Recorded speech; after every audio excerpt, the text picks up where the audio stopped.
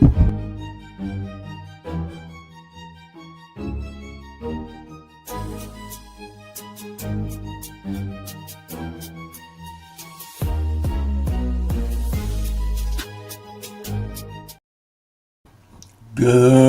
morning, kindness crew. Have you ever been in a difficult season and someone told you to look on the bright side? And you thought, I'd love to show you the bright side of the next exit. Because sometimes there's no easy bright side. Sometimes the loss is real, the fear is real, the disappointment is real, the injustice is real, and the room is dark. And pretending otherwise doesn't make us hopeful. It just makes us dishonest. But maybe the question is not, how do I pretend the darkness isn't here? Maybe the question is, what can still be found here that the darkness cannot take away? Today, we are looking for light in the hidden room. Welcome to Kindness Rising. Come on in, say hello. Jess is here. Good morning, Jess. I hope you are well today. Happy Wednesday to you. Happy Wednesday to everyone in our Kindness Nation. All right. We're in the final week of the Without a Net journey for sure, and our theme is Believe Bigger. On Monday, we talked about acting as if, moving before the confidence fully arrives. Yesterday, we talked about becoming, refusing to treat our current season as our permanent identity. And today we go somewhere deeper because growth doesn't always happen in bright open spaces. Sometimes we become in rooms we did not choose. Good morning, Sully. Welcome in, buddy. Today we're talking about the finding light in the dark spaces, in grief, uncertainty, maybe illness or disappointment, loneliness, fear. Sometimes it feels like life is narrowing around us and the options we have are just disappearing. The future becomes difficult to imagine. And inspiration has to become something much more than motivation. It has to become meaning. Robert Hunter wrote, "Inspiration moved me brightly." That certainly is easy to understand when the sun is shining. But what happens when the room itself is dark? Can inspiration still move us? Can meaning still survive? Today's lesson is called A Light in the Hidden Room. But first, it's time to meet our Who in the World. Welcome to Kindness Rising. So happy to see you. William Dubs. Dubs is here. Dubs, thank you so much for joining. Hey, Dubs, I was going to tell you this later today, but I'll tell you now since you're here. I listened to some of that Springsteen you recommended. Yep. It was a live performance from Manchester, England, of the Land of the Free, or whatever he's calling his current tour. Definitely some amazing messages in there. I appreciate you, Dubs.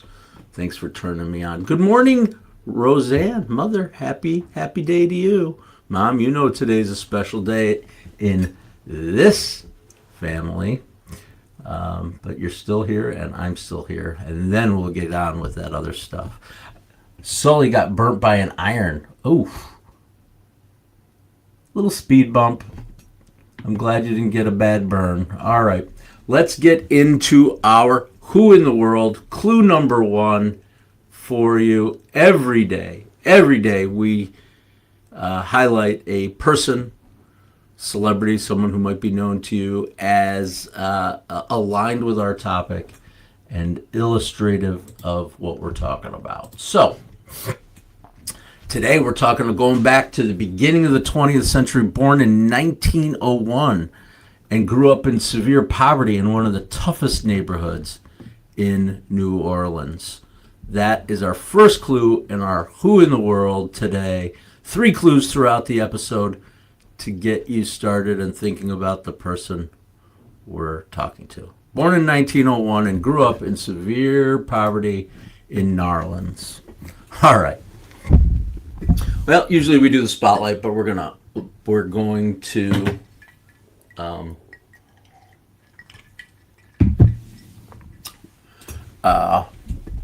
to jump into something else. Sorry. Usually we do our spotlight. We do have a spotlight coming up, but I want to set the tone with our wait. That happened today. William Dubs is in with a guess. Yesterday, Dubs. Yesterday, we're going to talk about, here's our weight that happened. Yesterday, speaking a little too cheerfully, giving the topic, but that's okay. I'll change my tone as I go here. It actually marked the anniversary of one of the most painful moments in a personal history that we probably all know, or at least know of. August 4th, 1944, authorities entered the building at 263 Prinsengracht in Amsterdam. And behind a movable bookcase, they discovered the hidden rooms where a little girl named Anne Frank, her family, and 4 other people had been living for more than 2 years. 2 years! What is that, 700 and something days? Careful movement, whispers, fear of being heard, the inability to step outside, and the constant awareness that discovery could mean their death. And still inside those rooms, ordinary life continued. People argued, they worried, they learned, they became frustrated, marked birthdays, followed the war. And Anne, she wrote about her fear, her family, the person she was becoming in the big world outside. She wrote because writing gave shape to what she was experiencing. And after her arrest, after the arrests of these people, a woman named Mip Geis found Anne's diaries and papers, and she preserved them. She didn't read them at the time. She just kept them in hope that Anne would return. Anne didn't return, and Mip could not save Anne's life, but she preserved the pages that allowed Anne's voice to survive. And that distinction matters. The diary doesn't make what happened less tragic. It certainly doesn't redeem the Holocaust. It does not transform suffering into a tidy, inspirational story. Some losses are too large for that, but the diary insists on something. That Anne Frank was here. She thought, she questioned, she loved, she became angry, she dreamed, and she mattered. The people who murdered her did not get to erase every trace of her inner life. A living voice remained in the pages, and yes, that happened today. Welcome to another cheerful morning here at Kindness Rising. No, I think it's important for us to experience and see it and think about it all, and you can't think of a darker, more hidden room for light to shine through than that space behind the bookcase in the little door. I actually had a chance to climb through that door, which was one of the most surreal and amazing experiences of my life.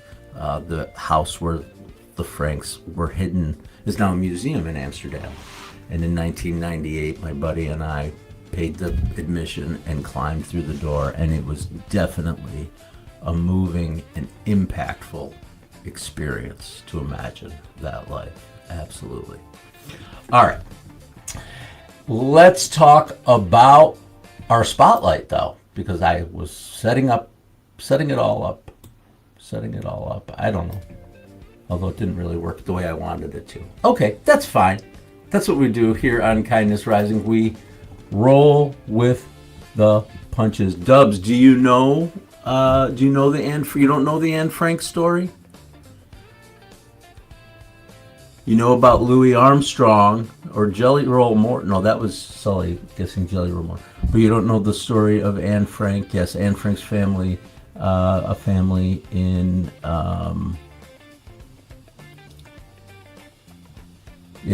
okay, Sully, got it.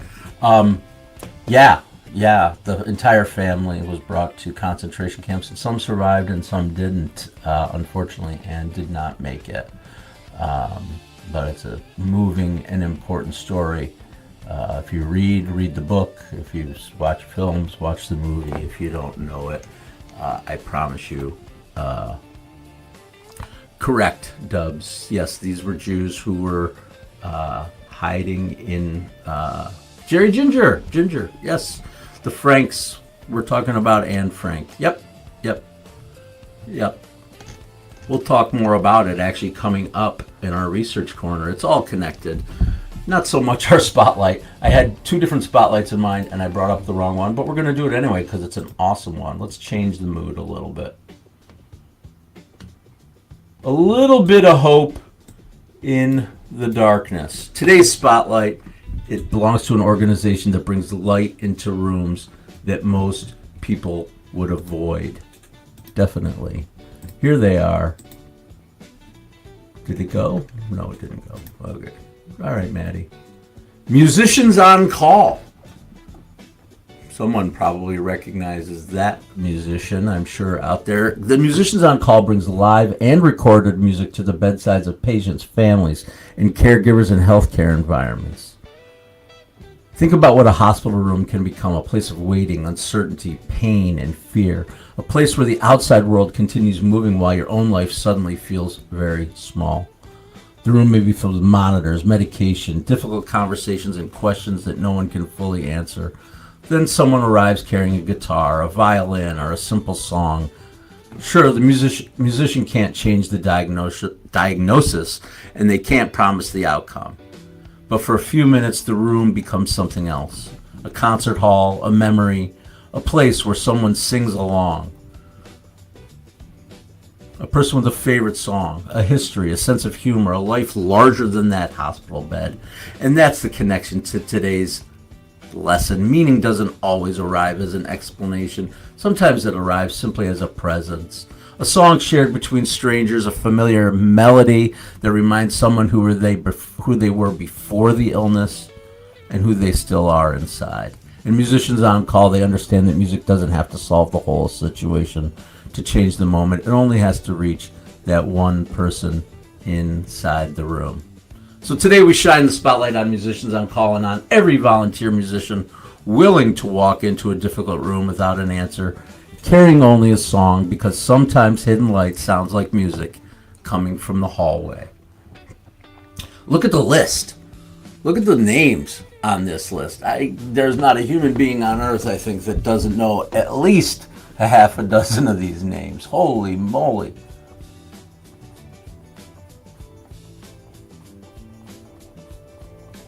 There they are. All right. There's Bruce, Dubs. Bruce is part of it.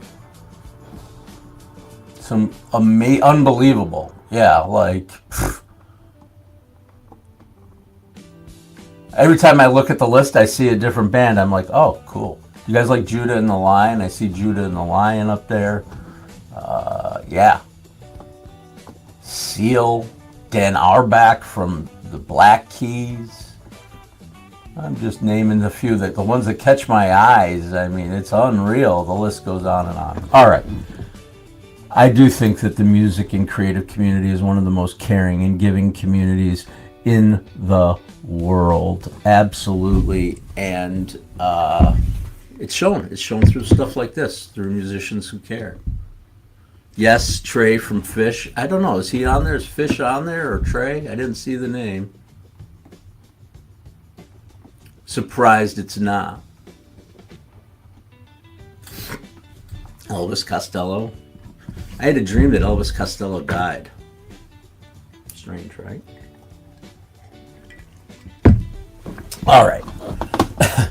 Let's go back to our Who in the World now. We're having fun today. It is a big day. I mentioned it. I referenced it today. I talked about my Keller Williams story, August 5th, 2023, 3 years ago. That was my kid's 18th birthday, and today is the big 2-1. All right, but let's get to our Who in the World. We remember that we talked about the fact that this gentleman was born in 1901 and grew up in severe poverty in the toughest neighborhoods of New Orleans. And I think our newest member of the of our crew here, the Kindness crew, Dubs, might be coming in with knowing answers before everybody else. But we'll still talk about this guy because it's something I learned about him. He actually received his musical instruction at a juvenile home for boys and was set there for firing a gun up into the air during a New Year's celebration. Yep. All right.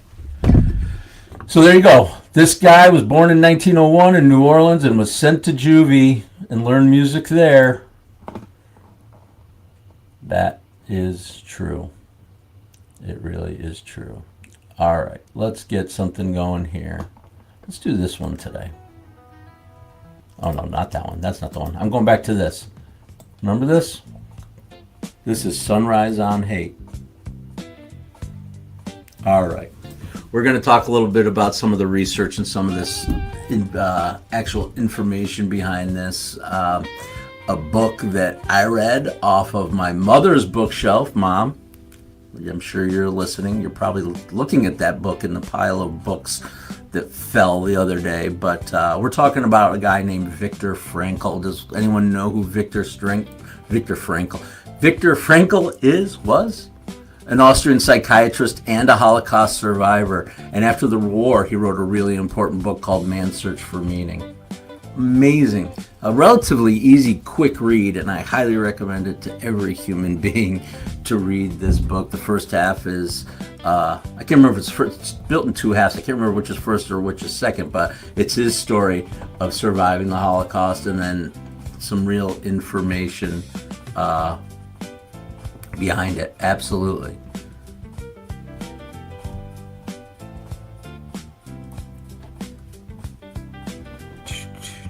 All right. Sorry, I got excited about so much chat happening. Keep going in the chat, and I'll keep talking about Viktor Frankl. It became one of the most influential books ever written about the human's capacity to endure suffering. Frankl's message is often simplified. He wasn't saying suffering is good. He was not saying everything happens for a reason, and he wasn't saying pain disappears if you think positively enough. He was making a slightly more careful claim. Human beings can remain oriented toward meaning even when their external circumstances and choices have been taken away and circumstances have been impacted. Human beings can remain oriented toward meaning even when many of their external choices have been taken away. That's what I was trying to say. Meaning can come through someone we love, work still worth doing, a responsibility we carry, beauty we notice, or a truth we preserve. A response we choose when circumstances can't be immediately changed. Meaning doesn't always answer the question, why did this happen? Sometimes there's no satisfying answer to that question, honestly. Meaning may answer a different question, though. What is still mine to do? Mine to protect? Mine to create?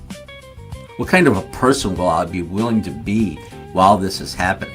And that's an important distinction. Meaning is not an explanation for suffering. It's a reason to keep responding to life while suffering is present. Let me say it again. Meaning is not an explanation for suffering. It is a reason to keep responding to life when suffering is present.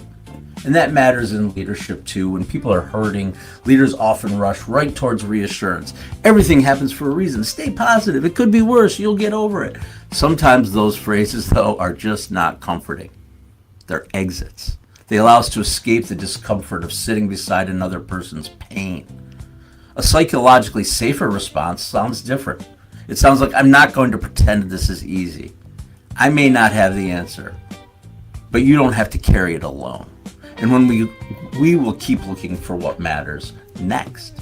Meaning can't be assigned to another person. You can't tell someone what their suffering should mean. But you can create enough safety for them to search for meaning without having to perform recovery for your comfort. That is a very difficult kind of support. Viktor Frankl, writing about man's search for meaning. Yes. All right. We're going to keep rocking and rolling here on Kindness Rising, your morning dose of hope, humanity, and heart. More high fives for humanity and less rage bait.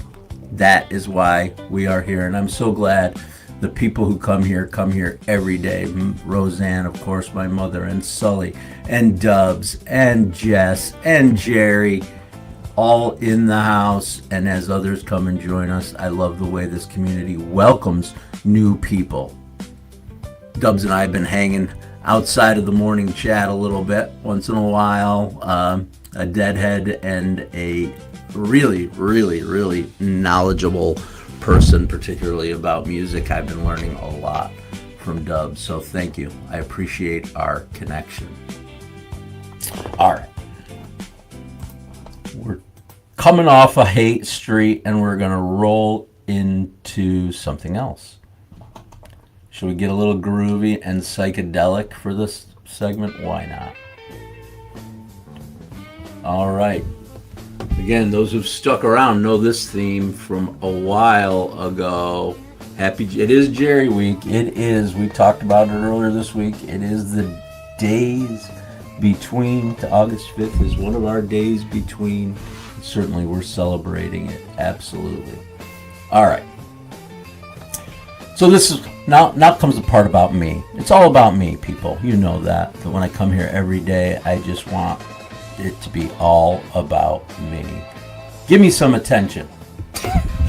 No, seriously, there is a strange thing about showing up live every morning. People do see this light, the camera that's on, the music and the jokes and whatever, and that half hour is done.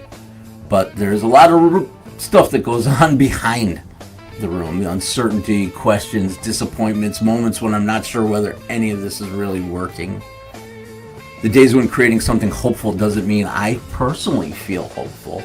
The days when I turn on the camera while still carrying something I haven't completely figured out. And sometimes imagine that people create because they've arrived. People imagine that other people create because they've arrived at clarity. That's what I'm trying to say.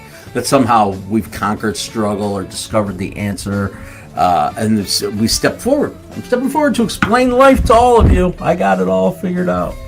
Yep. Nope. Actually, it's just the opposite. I started creating because things weren't clear, and I needed a place to carry them. Kindness Rising didn't begin because I solved kindness, and Without a Net didn't begin because I had conquered fear and know everything about groups and teams. I didn't turn on the camera because I had finally figured out exactly who I was. I turned it on because I was still trying to understand. Creating didn't erase the uncertainty. It gave the uncertainty somewhere to go for me, a story, the conversations, the songs, the questions. That's the meaning. Not a grand explanation or a perfect answer, but a place to carry what is real. And all of us have that hidden room, maybe not literally in an attic behind a bookcase, an internal room, a place where we keep things public. Where our public life doesn't always see. We keep things private, and our public life doesn't always see. The grief no one asks about us anymore. The fear we don't want to burden anybody else with. Maybe it's a dream we haven't announced because we're afraid someone will laugh at us. The part of us that's still trying to understand what happened. We may laugh, we may work, we may lead and perform. We may make breakfast, answer emails, and go to meetings. All the completed everyday normal tasks that life expects of us. And yet we still carry that hidden room. It doesn't make us dishonest, it just makes us human. The danger, though, is not having a room. Right? Deciding that if the room is dark, nothing meaningful can happen there. But a dark room can still hold a living voice. The voice that says, I'm still here, I still care, I still have someone to love, I still have truth to tell. But pain does not get exclusive ownership of the room. There's memory, humor, music, faith, connection. A sentence written on every page, just like Anne Frank did. Sometimes it means creating from inside uncertainty. It means saying, this is what I know today and what I'm trying to understand, what remains meaningful to me, and maybe that's enough. We're often encouraged to find the lesson in every difficult experience, and I'm not sure every experience arrives with a lesson. Some things are just painful. Some things remain unfair, and some losses don't improve with clever interpretation. But even when we can't find the lesson, we still can find a response to preserve the page, to create something honest, to show up again tomorrow. The darkness is real, but it's not the only thing present. A dark room still holds a living voice. Yes, that's Without a Net today. As we jammed psychedelically, I don't know. I just went with that. That's a song I created called Psychedelic. Pretty cool. All right. Thank you, Jess, for making this part of your morning routine. And thank you, Dubs, for getting started here with us. Yep. We are here.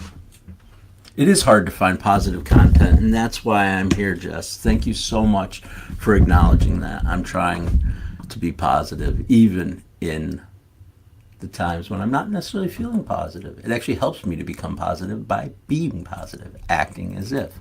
Let's get back to our clues, though. Time is flying by here. Holy moly. All right, clue number one. He was born in 1901 and grew up in New Orleans. We knew this.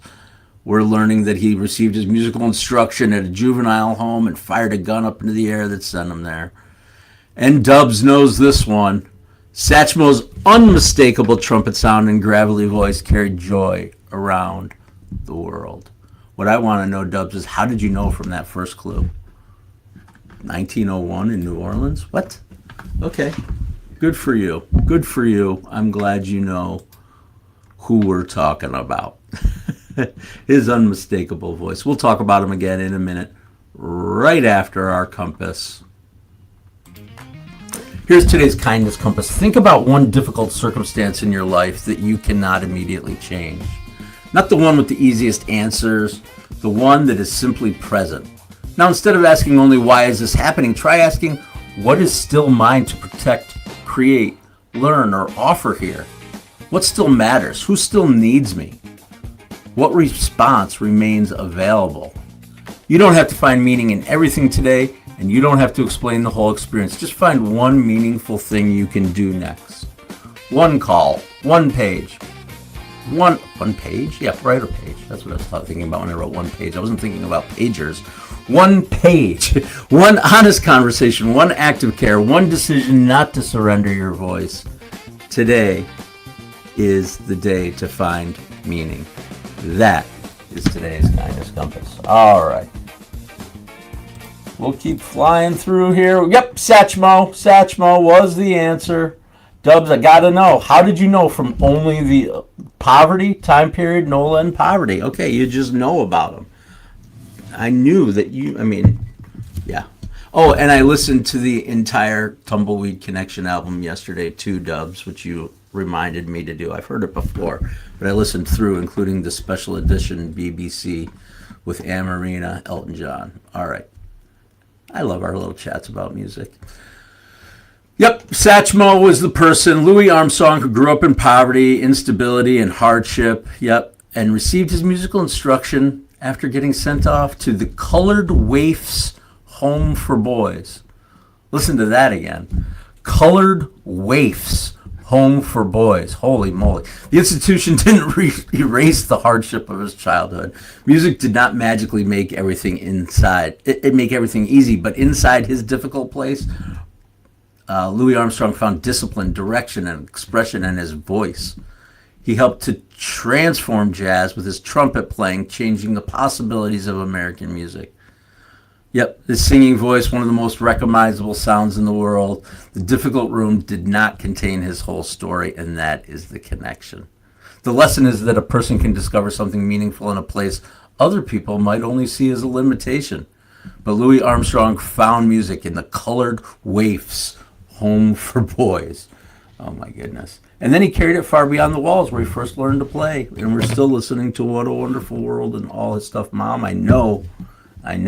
You might be playing on your Amazon device right now. Would not be surprised to hear this. But here's something surprising that I learned. Dubs, did you know? Yes, you probably do, because apparently you seem to know a lot, and I love that. Oh, his theme song wasn't "What a Wonderful World"? No, I don't know what his theme song was. But here's something that I did learn about him. Did you know that he spoke Satchmo's theme song? No, I don't know what his theme song was, but I do know that he learned to speak fluent conversational Yiddish. Louis Armstrong, full conversational Yiddish. He grew up or spent time with a Jewish family. I don't know if his family was working. I can't remember the exact story, but you don't think of Louis Armstrong as being fully speaking Yiddish, and I thought that connected well with Anne Frank too. Yep, and Viktor Frankl. Get it? You get the thread? Yep. That's what we're going to do. We are going to weave the thread here as we wind down on another amazing day here on Kindness Rising. Thank you, each and every one of you, for coming and spending time with me. I know that it is a mutual experience of positivity, and getting the day started right. Absolutely. Here's our thread. We'll weave it together. Robert Hunter, he wrote it. Inspiration moved me brightly. Brightness is easy to recognize in sunlight, but it's harder to recognize in a hidden room. Sometimes brightness is not happiness. Sometimes it's a sentence written in a diary, a song learned in an institution, a page preserved by a friend, or a person deciding that pain will not erase their ability to notice, create, or care. The darkness is real, but we don't have to minimize it, explain it away, just call it good. A dark room can still hold a living voice, a reason, a responsibility, a choice, and a light.